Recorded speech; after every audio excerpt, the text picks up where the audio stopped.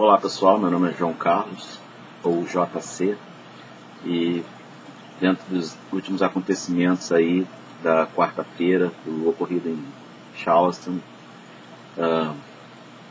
que um jovem fez o que fez, é bem difícil para mim até falar sobre isso, porque quando eu soube na quarta-feira à noite, eu tipo que tomei isso como algo comum que ocorre quase que sempre aí pelos Estados Unidos, mas depois a ficha foi caindo, né? E conforme eu estou assistindo televisão, e aí vai caindo mais ainda. Eu tenho uma ligação forte com essa cidade de Charleston. Ela está mais ou menos 190 quilômetros aqui da nossa cidade.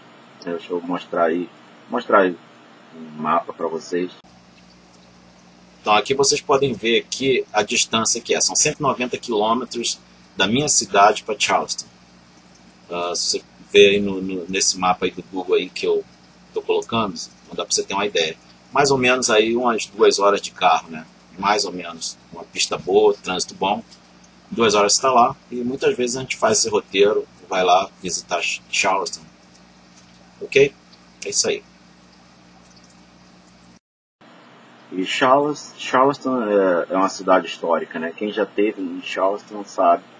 E Charleston é bem conhecida nos Estados Unidos, bem famosa por causa dos casais. É uma cidade romântica, que muitos casais escolhem Charleston para passar a sua lua de mel. E eu fui um deles, né? Que quando a gente casou, eu e Mindy casamos em 2007, nós escolhemos Charleston. Então nós passamos a nossa lua de mel. E desde então, a gente sempre está voltando em Charleston. Eu não sei se eu falo Charleston ou se eu falo Charleston. E também, eu e Mayara também, várias vezes a gente vai lá. E, enfim, é chocante isso que aconteceu. E quando eu penso assim, nesse jovem entrando nessa igreja, sentando, né? Ele até assistiu o estudo bíblico, né, com o pessoal, e todo mundo tratou ele muito bem.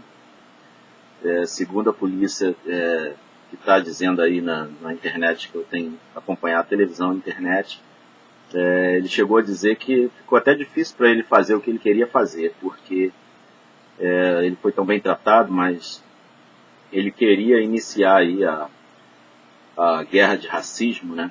Então ele queria fazer isso. Então o sul dos Estados Unidos é uma coisa assim, bem problemática, né, na questão do racismo, na questão dos negros americanos, porque aqui é onde você vai encontrar assim, o ápice, né?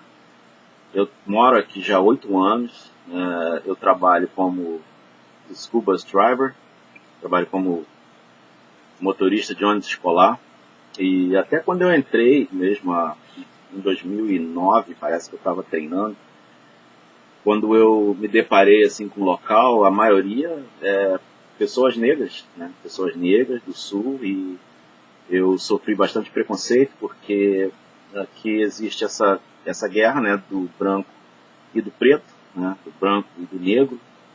E quando você vai trabalhar num local, geralmente o local às vezes é predominantemente negro ou é predominantemente branco. Nós vivemos em Lexington, que é uma cidade.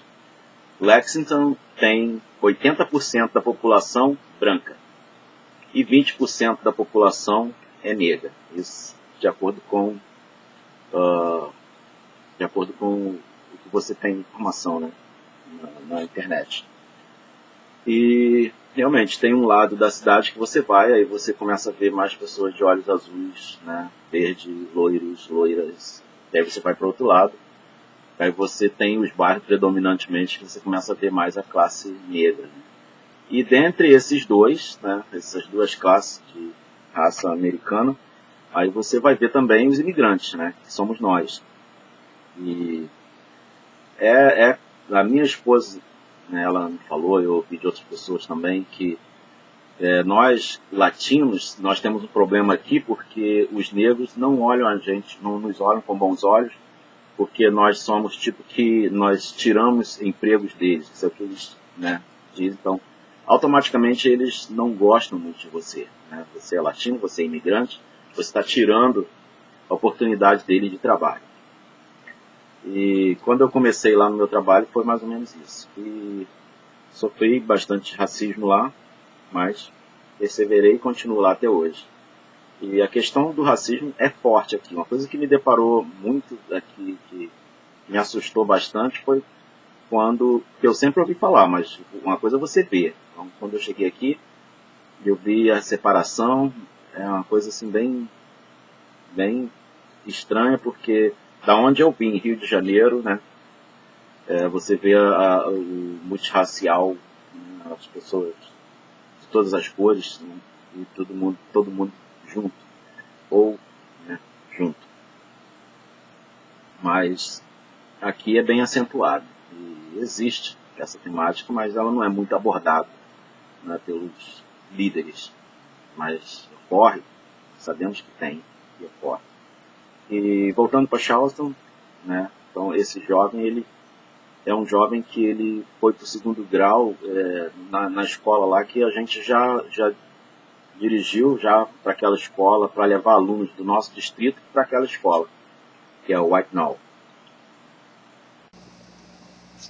Então a minha ligação com Charleston é uma ligação assim com bastante sentimento, porque em 2007 é onde eu passei minha lua de mel, né, que Deus preparou a minha esposa, e a gente foi, né, logo após a festa a gente partiu para Charleston, e é uma cidade maravilhosa, muito bonita, e tem muitos pontos históricos sensacionais. E Charleston também é a cidade onde fica a imigração, né? Eu tive que fazer várias viagens na imigração, né, para mudar o meu status, né, de green card, de outro green card, até que veio a parte agora esse ano de eu tirar a minha cidadania e de ter a cerimônia lá.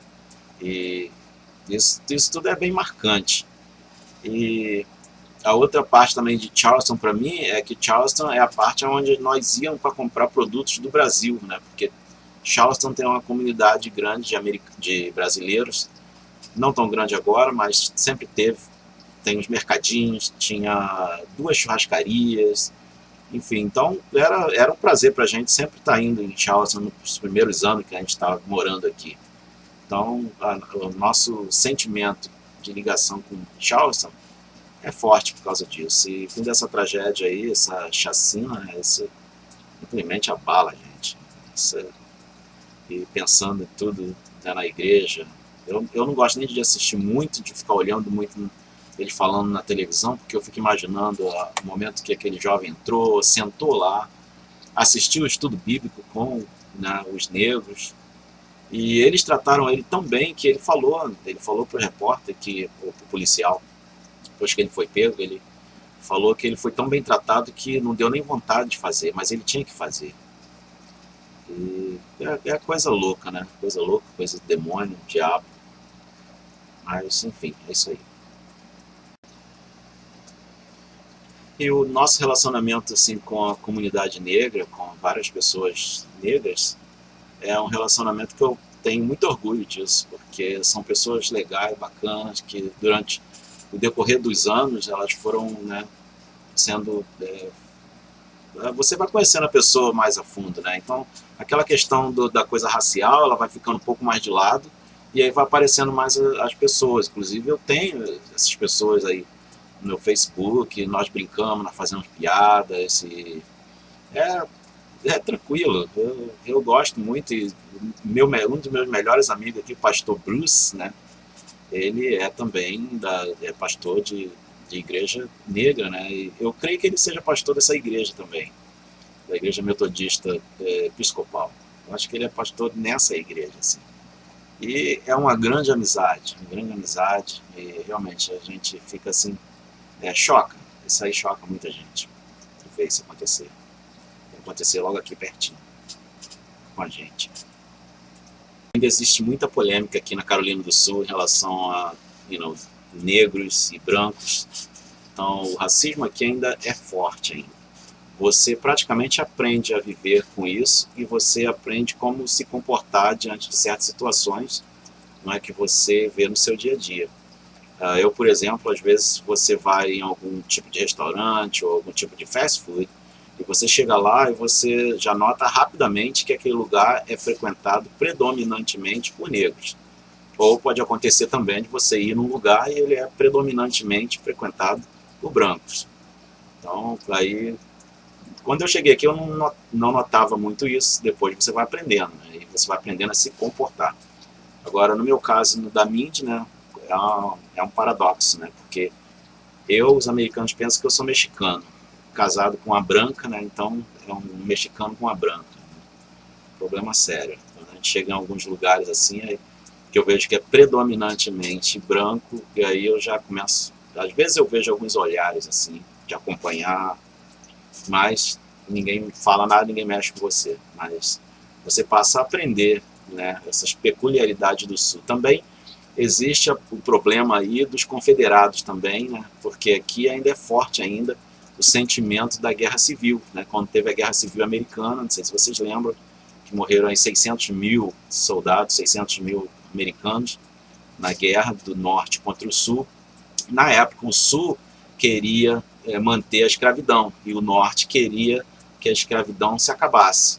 Então, quando eles entraram nesse clash, né, aí estourou a guerra e o Sul acabou perdendo. Porém, na cabeça de muitos sulistas, essa guerra ainda não acabou. É uma guerra que ainda está aí e até eles têm até a bandeira ainda. Eles têm a bandeira dos confederados e às vezes você vê muitas picapes passando carro e aí você vê a bandeirinha em algum lugar, um sticker, um adesivo e até mesmo na no governo, no prédio do governo, tem a bandeira também dos confederados, está hasteada lá, a bandeira do confederado. E essa bandeira dos confederados é uma bandeira que não dá um sentimento bom para a população negra, porque não é uma coisa que eles gostam, né? Dá para você linkar uma coisa com a outra, né? Então, aqui no Sul é muito assim. Até eu mesmo, quando eu fui trabalhar, que aí eu notei rapidamente, vi que o local era predominantemente negro, então pessoas negras, e ali eu sofri discriminação também, muita discriminação, mas graças a Deus está superado hoje, e eu tenho muitas amizades com muitas pessoas negras, americanos negros, enfim, não tem esse problema, mas por aí dá para você entender um pouquinho o que é essa temática, né, que moveu esse jovem, né, porque com certeza a cabeça dele está deturpada, né, e é um jovem que ele fez o que fez, mas ele é digno de pena, né, ele é digno de pena. Porém, a governadora do estado já pronunciou que eles vão buscar a pena de morte, porque ele é acusado de 9 assassinatos, então não tem como ser trabalhado isso, e a Carolina do Sul é um dos estados que é mais estrito em relação ao sistema judiciário. O sistema judiciário da Carolina do Sul é um dos mais estrito do país, dos Estados Unidos. Eu aprendi isso com um advogado criminalista americano, e ele tinha me pedido para ajudá-lo, assim, para traduzir alguma coisa, porque ele estava defendendo uma brasileira que foi pega passando cheque sem fundo, né, fraude bancária. E aí ela estava presa, estava num presídio aí, e aí eu tive que ir lá várias vezes para traduzir para ele, para ela, e ajudá-los aí no processo. Graças a Deus ela conseguiu sair, ela ganhou uma deportação, e aí pagou toda a dívida que ela causou aos bancos, né, o prejuízo aos bancos, ela pagou, e nisso foi feito um acordo para ela ir embora para o Brasil deportada, o que eu acho que foi uma benção na vida dela. E, enfim, é isso. E aí ele me disse que é um estado que é um dos... O judiciário daqui é um dos mais estritos. E, enfim, e para você ver na televisão a governadora já falar já em pena de morte para o jovem, então sabe que vai ser uma coisa assim bem dramática. Já foi, né? Que ele já causou isso. E é isso aí. Bem, eu vou ficando por aqui, que está meio longo já, né? 15 minutos aí de vídeo, mas tentei sintetizar um pouquinho para que vocês possam entender aí um pouquinho do que acontece aqui, e tentei dar uma lapidada aí e globalizar tudo para tentar fazer com que você entenda, né, da onde está surgindo essa coisa aqui, pelo menos aqui nessa parte aqui nossa aqui do sul, da Carolina do Sul, particularmente em Charleston, com essa chacina aí. E um abração aí para você, irmão Luciano. Esse vídeo aí tô fazendo aí especialmente aí para você e para te ajudar aí, esclarecer algumas coisas aí. Me fala aí se você gostou e me diz aí se isso aí ajudou alguma coisa aí para você aí se posicionar em relação ao que aconteceu, ok? Um abraço, a paz do Senhor e te vejo aqui na Carolina do Sul, hein? Fica com medo de vir aqui não, hein? Vem aqui visitar a gente. Bye.